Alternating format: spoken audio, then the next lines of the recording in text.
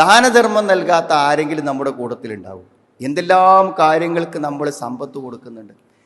പക്ഷെ അത് നമ്മൾ ആലോചിച്ചും ഫലപ്രദമായും പ്രതിഫലം ആഗ്രഹിച്ചും നിഷ്കളങ്കതയോടുകൂടെയും നമ്മൾ ചെയ്യുന്നുണ്ടോ? അതോ നമ്മൾ നിർബന്ധിക്കപ്പെടുമ്പോൾ, നമ്മുടെ മുന്നിലേക്ക് കൈകൾ നീട്ടപ്പെടുമ്പോൾ, അല്ലെങ്കിൽ നമ്മൾ കൊടുക്കാതെ നമുക്ക് രക്ഷപ്പെടാൻ കഴിയാത്ത സാഹചര്യങ്ങൾ ഉണ്ടാകുമ്പോഴൊക്കെ നമ്മൾ കൊടുത്തു പോവുകയാണോ എന്നുള്ളതാണ്.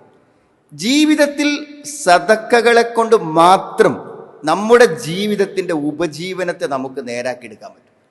സുഹൃത്തുക്കളെ, എത്ര കഷ്ടപ്പെട്ട് അത്ര അധ്വാനിച്ചും ബുദ്ധിമുട്ടിയിട്ടും നമ്മൾ വിചാരിക്കുന്ന ഒരു ഒഴുക്ക് നമ്മുടെ ജീവിതത്തിന് കിട്ടുന്നില്ല. കടങ്ങളിൽ നിന്നൊരു മോചനം, ജീവിതത്തിൽ ഇടപെടുന്ന കാര്യങ്ങളിലൊക്കെ ഒരു വിജയം, അതിന് ഏറ്റവും അധികം പ്രയോജനപ്പെടുന്ന ഒന്നാണ് സ്വതക്ക. അതുകൊണ്ട് എന്തറിയും, സദക്ക കൊടുക്കുന്ന ആൾക്കാർ ഏതായാലും പണം നമ്മളിൽ നിന്ന് എടുത്ത് നമ്മൾ ഒഴിവാക്കല്ലേ.